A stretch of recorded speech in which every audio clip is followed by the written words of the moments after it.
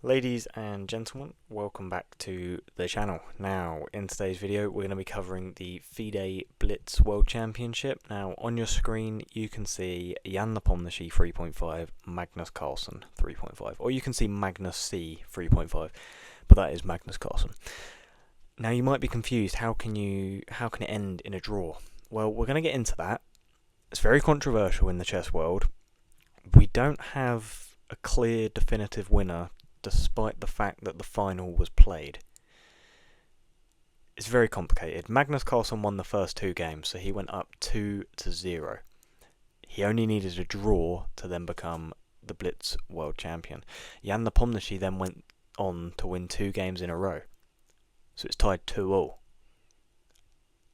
And then they just kept drawing. So we'd never got a definitive winner. Magnus Carlsen then says to Jan Nepomniachtchi, should we just share the trophy? Should we just both win? And Jan sort of goes, I don't know if we're allowed to do that, but yeah, let's do it. To which Magnus then goes, if they don't let us, let's just keep drawing until they cave. FIDE, it didn't come to that because FIDE decided to let them share the trophy. Now, it's very controversial in the chess world. I don't really have an opinion on it, to be honest. I'm very new to chess. Good, bad, I don't know. But we're going to get into the games, we're going to review them, give our 2 cents, and yeah, enjoy. Right, here we go, everyone. This is game 1 of the tournament. What am I talking about? This is game 1 of the final. So Jan Nepomniachtchi with the white pieces, Magnus Carlsen with the black pieces, and we get a Sicilian from Magnus Carlsen. So this is a very aggressive approach. He's basically saying, look, I want to win this game. I really want to win this final. Oh, the double stack pawns. I know it's all theory and this is all a trusted position, but that just looks dodgy. Oh my god, Magnus even allows... Would you play a6 here? No, of course not. You attack the weak pawn. Pieces are shuffling about. Oh, I thought he was going to take with the rook then. It's like, Jesus, that's brave. But no, you take back with the pawn, so this pawn on e4 is even stronger. Knight's rerouting, attacking the queen. Bishop comes into block. We get a trade-off. Magnus just shuffling his pieces. Takes. Oh, I forgot Magnus was black. Magnus is black, everyone, by the way.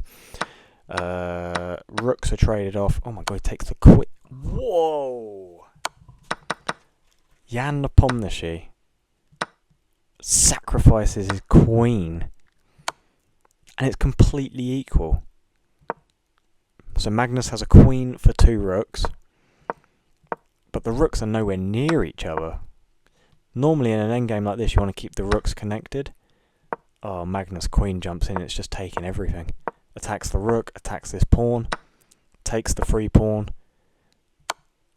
gives a check, comes back, just shuffling about. Oh, that's a blunder. Because of queen a1 check. Okay, queen c1 check is what we get. Oh my god, and then he just comes in to attack this pawn. King goes up, lose the knight, take with a pawn, comes in to defend, attack this knight. Oh, just pushing the pawns, yeah, so... This game wouldn't go on much longer, would it? Just picking up all the free pieces at this point and then just pushing the pawns. And there's just too many of them for Jan to do anything, really, isn't there? I mean, so he's got his rook in behind, trying to cut off the king, but Magnus can just walk it over there.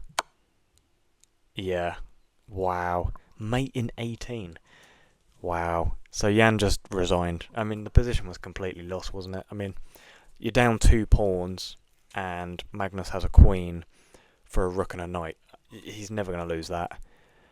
Jumping into game number 2, Magnus with the white pieces. We get a Sicilian, different variation this time than what we got in the first game. Knight is just jumping, oh my god, just attacking the queen about 1,000 times. Rook comes over, knight shuffles back, get a trade-off. So he's got strong pawns in the middle. The queen comes out. Queen infiltrates on a3, we go backwards. Oh my god, pushing the h pawn up the board.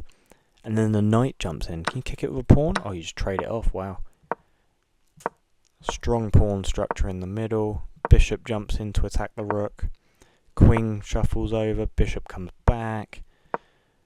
Oh, this is a very tricky position. This is a mistake.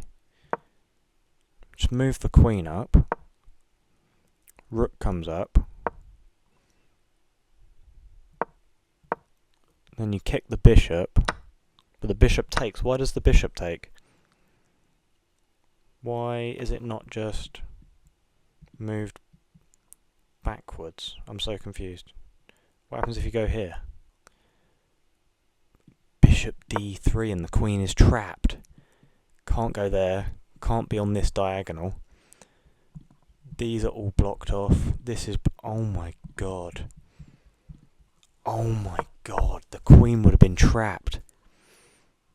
That's disgusting. Okay, so yeah, you have to take the pawn. Wow. Wow, so Magnus just up a bishop. Trades off the queens as well. Jan probably should have kept the queens on the board. That was his only real chance, I feel like. Yeah, because when this whittles down to an endgame and Magnus is just up a bishop, yeah, there's nothing you can do. Oh my god, the queen would have been trapped. That was a disgusting move. Right, now let's have a little look at the games where Jan claps back.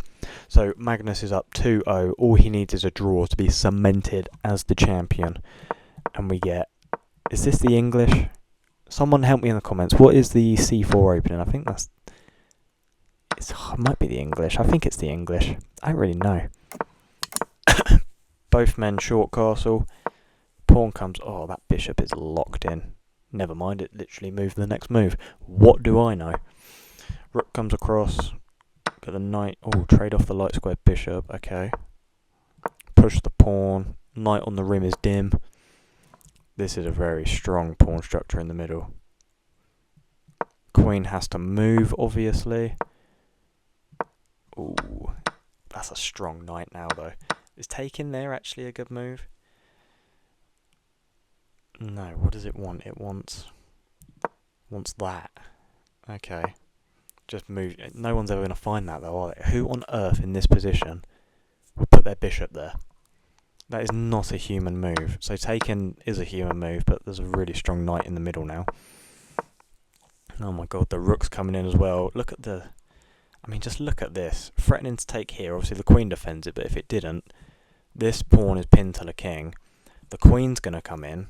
This bishop's come in. The knight is already over here. I mean, how do you defend against this? Queen f1. I mean, Magnus is... or he was winning before that move, but... wow, what a move. That's a mistake. Knight takes the rook. Oh my god, it's just a free rook. You're never going to say no to that, are you? Wins the pawn. Wow, yeah, this is just completely winning, isn't it? I mean, you've got a rook for a knight. Yeah, this is over. Pieces shuffling, trading off. Oh, the Magnus does have threats now of promoting a pawn. You know, it's not... okay, the bishop is completely locked in now. I guess the idea was to defend this pawn, but it's got nothing going forwards. It's just... yeah, picks up the free pawn. I'm very surprised Magnus didn't resign, especially with how low on the clock he is. Yeah, and once the queen's a trade-off, you got to expect a resignation soon. Right? Right, guys? I mean, yeah, now you resign. Yeah, okay, once the king was on a light square, you resign, because you have a dark square bishop and a rook for 2 rooks, and you're down a pawn. I mean, that is just done. What a win by Jan. Then we go over to his second win. e4, d4. Wow, this is a strong centre game. Kicks the knight away. Look at this. Pawns are just flying everywhere. Why is taking here +1? Where would the knight jump to? Can you go here? Wow, really? What was the move there for white then? Queen a4, check. Ah, but what if you block like this? Then you've got... oh, you just take the rook, of course you do. I thought... don't know why I thought the light square bishop was already out. But nonetheless, we get rook b1. Bishop comes out, bishop comes out. I could never play like this. I got to see like the average accuracy of these guys because it must be insane. This knight in the centre looks godly. Queen comes in. How does Magnus lose this? I mean, at worst, you'd think, okay, maybe a draw. You should get a trade off of everything. Must come down to just having low time and just makes a mistake or something then. I mean, double stacking the rooks on the b file as well. This just looks unbelievable. Queen c7. Great move by Jan for whatever reason. Couldn't tell you. Bishop comes in to attack the queen. But that's just a free bishop, no? What on earth is that move? Did he think Jan would just not see it and play like that?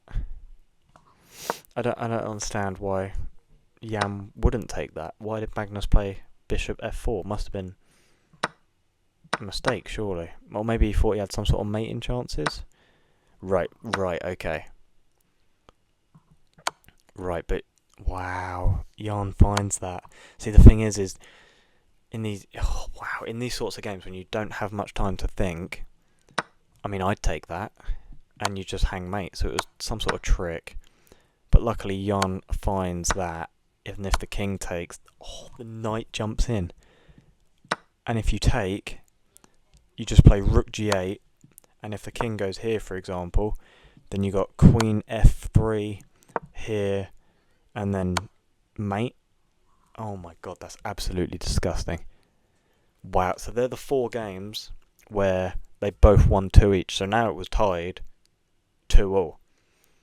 And then we got 3 draws in a row. And then the controversy happens where they just agree to share the championship. I mean, it's absolutely crazy. I've never seen anything like it. And obviously Twitter's blown up because, I mean, why wouldn't it? Twitter's always blowing up. But, I mean, irrespective of the great sportsmanship, should you be allowed to do that? It's a tricky one, isn't it? I mean, I just love the moment where Magnus goes to give, or no, Jan says to Magnus, look, you keep the trophy, and Magnus goes, no, please, you have it. Like, it was so wholesome. So it's hard to be mad at it, but I do get it, especially if you're a top player. I mean, even like Daniel Naroditsky was tweeting like, I mean, where do we draw the line? Like, could all 30 of us just, share this win? Or I think he tweeted it. Maybe someone else did. Don't quote me on that. But yeah, it's very controversial, we'll say. But nonetheless, we now have 2 World Blitz champions. Jan Nepomniachtchi, Magnus Carlsen. What more can you say? What more can you say? If you made it this far, thank you very much. Thank you very much. Leave a like, comment, subscribe, do all that weird stuff, please. And if you're not going to do it, why not? It's free. It's literally free. It's not going to cost you anything. Just leave a like. Don't leave a dislike. See you in the next one. Goodbye.